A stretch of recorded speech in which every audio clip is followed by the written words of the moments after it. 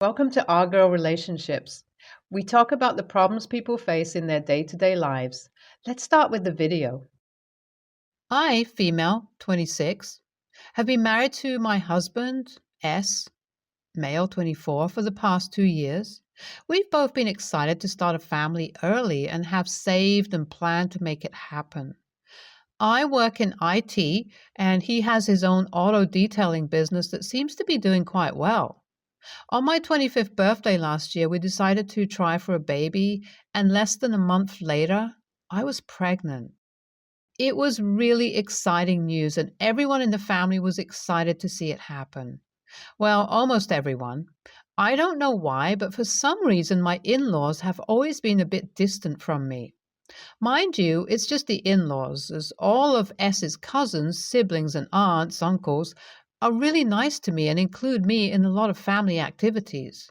From what they have told me, they don't approve of me as a wife and were hoping to control S's choice of a life partner to be someone they 100% approve of.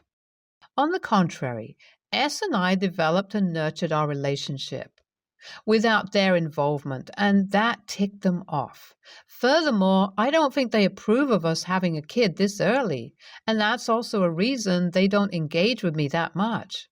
But to be honest, I don't think that matters to me that much. I'm an independent person and I know my self-worth, so I don't need approval from my in-laws to feel good about myself or my relationship. I've also spoken to S about it and whether it hurts him in any way, and he did say that it put a strain on his relationship with his parents. But overall, he's on my side, with the one niggle that he never out and out supports me when his parents make any offhand comment about me. I don't like this, but at the end of the day, it maintains peace. While that dynamic has been the only stick in the mud, our pregnancy has put it to the back of our heads. I mean, I know that my in-laws aren't into this idea, and so does S, but we don't even have the mental space to think about it. We've been too busy baby-proofing our house, researching good schools, reading parenting books, and God knows what else. Around the 7th month of my pregnancy, my husband started pushing for a baby shower.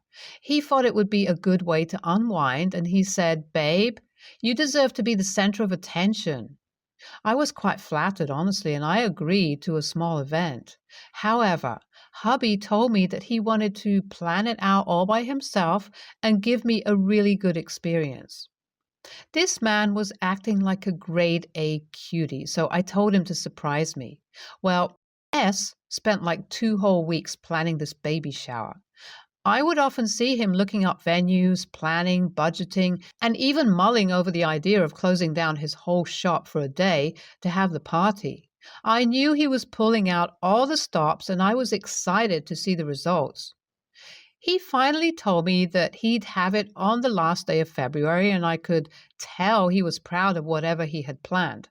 One strange thing is, the evening before the 28th, my husband got a long phone call, stepped out of the house onto the front lawn, and paced around as if his life depended on it.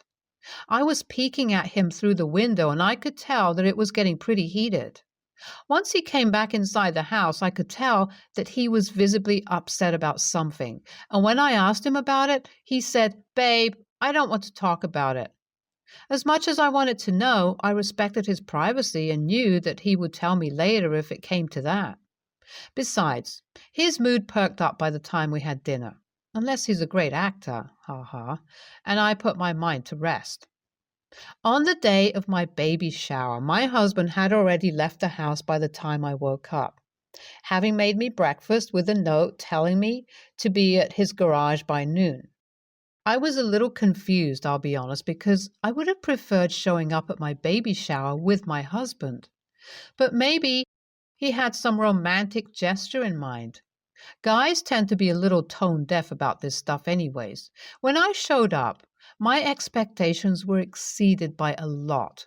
My amazing husband had made an entire baby-themed auto expo kind of deal. There were strollers in the place of a car, filled to the brim with gifts and little scans of our baby. In the center of it all was my husband's prized possession, a vintage Ford galaxy with a booster seat installed. It was so damn cute, I can't tell you. When my husband showed me around, I just felt like pouncing on him and giving him a big smooch. Our friends and family also started showing up, and everyone I knew and liked was there. Sister, Sandra, came over and congratulated me, saying that she really appreciated the gutsy attitude me and S were taking with this pregnancy and how suffocating her parents could be. We did have a little gossip session, and Sandra told me that her parents had been rewriting their will recently, but was super secretive about it. Anyhow, we didn't think they'd show up at the baby shower anyway, so let's say we were a little lax with our tongues. But then my in-laws did show up.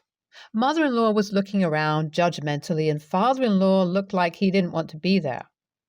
Keeping things polite, I went over and said, "Hey, so good of you to come. Would you like me to show you around?" And they both looked at me like I was an alien. Mother-in-law said snarkily, "No, we're capable of walking on our own, thank you. Besides, we're just here to see S." At this point, I wasn't ready to entertain such negative energy on an otherwise lovely day, so I left them to their own devices and went back to talking to my girlfriends. Out of the corner of my eye, I could see them talking to S, and it did not seem like a comfy conversation at all. Afterward, S suddenly asked if he could give a speech. Everyone gathered around and he began to talk, and what he said next blindsided everyone. Nervously, he began by saying, "Thank you everyone for being here. I want to confess something today, and I know that this may come as a shock, but OP has forced this pregnancy onto me." Everyone looked at him like he was joking, but he still went on. "When we were dating, OP always used to talk about having a kid, but I always wanted to wait until my 30s. We had agreed to be on birth control and we got married with this ground rule in mind. But somehow she still got pregnant. I think she stopped taking birth control and never told me. And with that, I can't continue with this baby shower while being so cheery. I'm sorry, everyone, but I think this had to come to light." Once he finished talking, I was ready to burst into tears. This was the first time I was hearing of an agreement to stay on birth control, and the disapproving glares from people my husband had invited and people who didn't know me too well was so embarrassing. I could see my in-laws gloating at the sight as well, and I was distraught. I had a fit and claimed the whole thing was a lie. Without waiting for my husband, I walked out of the baby shower and went to stay at my parents' house. I was distraught, and nobody was willing to explain anything to me. To be honest, I think everyone was just as confused as I was. My sister-in-law, bless her, was texting me nonstop, telling me that she was at the shower, sticking up for me, and that a majority of people weren't buying it. Even worse, a lot of their family drama was coming out of the woodwork then and there, and it was getting awkward for everybody. I couldn't care less, though, because the way I was treated was too freaking mean to be fixed in one evening. I cried myself through the night and woke up to see a bunch of texts from S apologizing and telling me that he messed up and that he was forced into it. I also saw texts from my sister-in-law that explained everything. "Hey, OP, I know you don't want to hear this, but don't hold what S did against him. I found out from Mom and Dad that they had told him he won't get anything from the family inheritance unless he figures out a way to save their reputation. At least that's what they told him. Mom had a breakdown yesterday after I confronted her and told me that she hoped the behavior S was forced into would lead to an impossible rift in our relationship, leading to divorce. Please, please talk to him. He regrets everything he said. Love you, girl." That's what she said, and even then I was pissed. S should be well aware that we don't need the money from his parents, and even then, he could have at least told me what his parents were up to. I feel like I may have been TA at this point because while my sister-in-law was trying to help, I lashed out and texted back a lot of mean stuff, telling her that her family was mean and toxic. I don't even know how to move forward after this, but I do know this. My husband, it's going to be either me or his parents. I am willing to make that ultimatum after what they did. Update 1. So I spoke to S after a few days. I told him in no simple terms that any money his parents could have given us would not be worth what he did yesterday. He agreed with me wholeheartedly and also told me that he had a huge fight with his parents when they saw that he had felt remorseful after that speech. I mean, wow. I asked him to meet up in person that day and he looked like a wreck. I told him what I wanted, which was for him to go NC with his parents. Thankfully, he immediately agreed, and from what I could tell, his sister had no small part in that decision. I'm happy that S knows why what he did was wrong, but this is just the first step towards healing. Update 2. Hey everyone, it's been a few months since the incident and things are looking good. S and I are attending counseling together, and from what I've experienced, his family, barring his parents, have become even kinder and more welcoming to me, perhaps a bit out of guilt. Part of our process of healing was me asking S to let everyone know the reason for his speech that day, and a lot of his family members were appalled at the behavior of his parents. Furthermore, I did read your comments and apologize to my sister-in-law about my tone, but she was understanding about the whole issue. I hope we can move forward like we are now. I mean, you're the only TA for being mean to sister-in-law, who seems like the only sane person apart from you. I do think you are taking this with a lot of maturity, and it's great that S knows why he messed up. NTA, not even for lashing out at sister-in-law. I mean, I wouldn't have taken S back personally, but I think after that kind of treatment, it's completely warranted to act like that, especially when the wound is fresh. Next story. Hi, Reddit. Some time back, my mom passed away due to an aggressive breast cancer. She raised me as a single teen mom, and ever since I completed university, lived with me and my girlfriend so that I could support her. Frick cancer, honestly. Mom was minimal contact with her parents and brother, and I recently found out from her diary that I was called some really mean things like a devil child by her parents. I didn't think much of my grandparents growing up, but this was all uncalled for. Still, as obligatory, they did come to my mom's funeral. I got to see firsthand the shit Mom protected me from. Her mother called me the devil child and started saying that you killed my daughter, you killed my baby. I wrote it off as grief, talking with extreme difficulty, was crying in my girlfriend's arms the next moment we got alone. Things came to a heated point when Mom's father and brother started doing the same thing and told me she should have aborted me. That my birth was the worst thing to happen to their family. At this point, I went up to my mom's ex-boyfriend, Jake, not real name, the closest thing I've had to a father in my life, and his wife, and told them that I want them out at any cost. A little background on this ex of my mom's. He and my mom dated from when I was 7 to 12, and he was slightly younger than Mom. Mom and him ended things due to differences relating to careers, and he ended up marrying a really nice lady and has 2 kids with her for whom I'm big bro.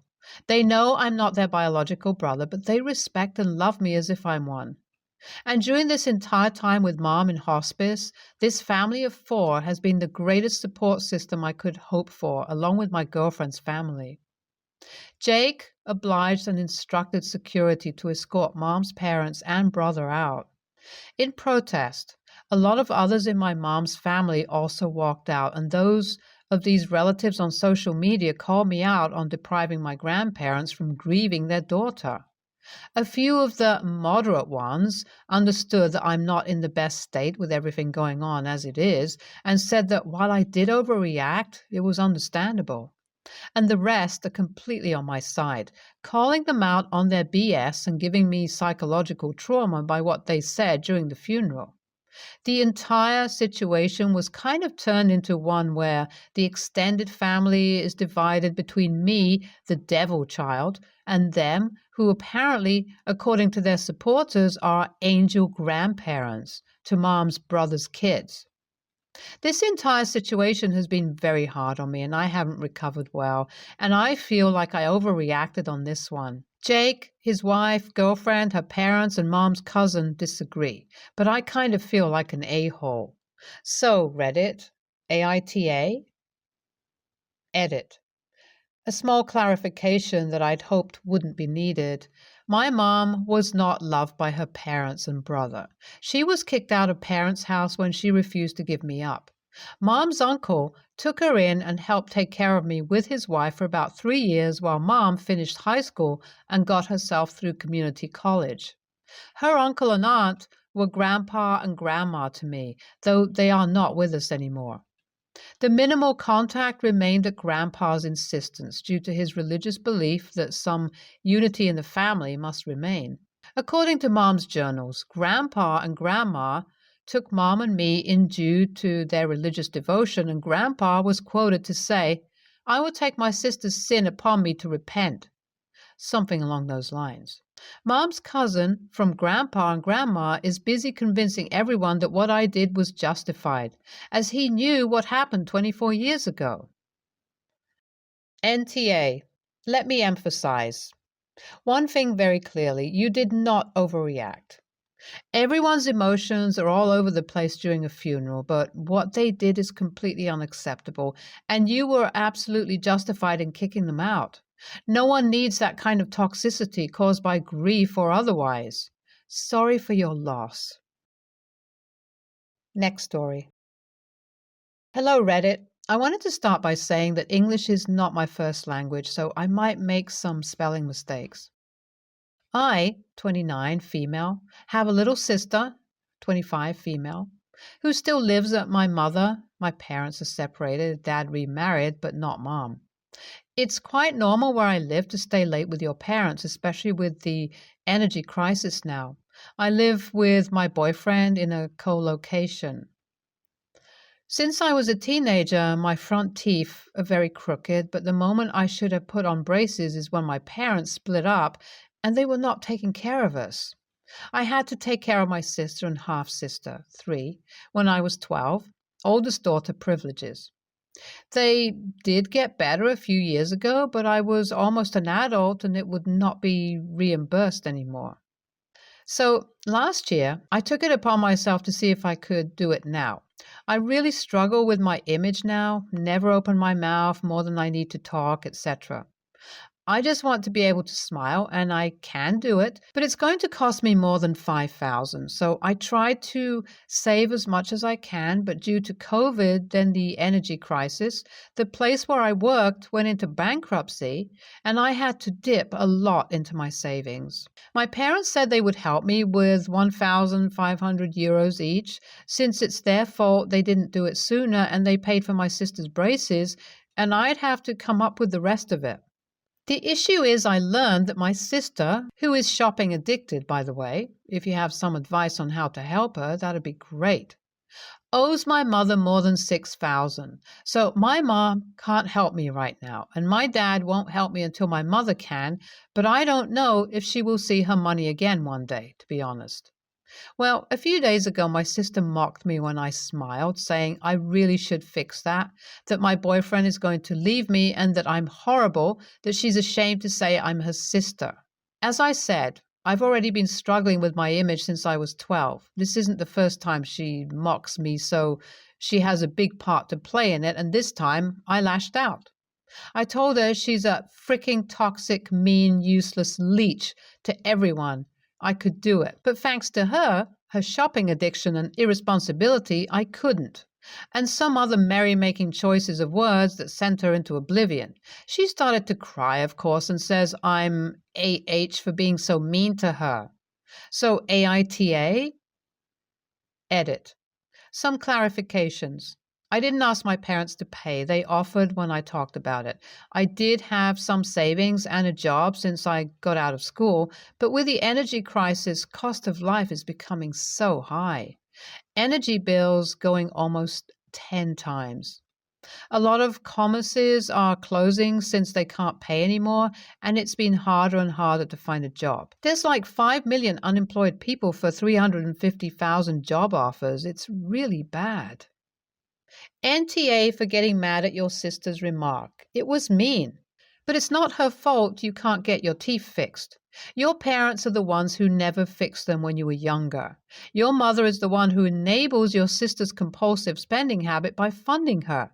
And you did have a savings account, and it does sound like you were living home until very recently. Likely paying little or no rent, where you were able to save money that some could have been used for your teeth. NTA. I think it's fine that your sister knows that her problems hurt other people. Your sister is the AH, making fun of your teeth, and smile. Stay tuned for more stories from our girl relationships.